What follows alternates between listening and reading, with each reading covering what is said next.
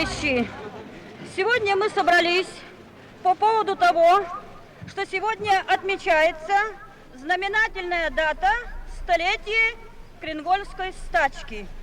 Нынешний 1972 год войдет в историю как год славного юбилея 50-летия образования СССР, а для нас, текстильщиков, он особенный.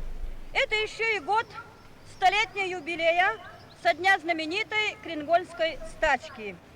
100 лет тому назад, в августе-сентябре 1872 года, вспыхнула стачка рабочих Кренгольской мануфактуры.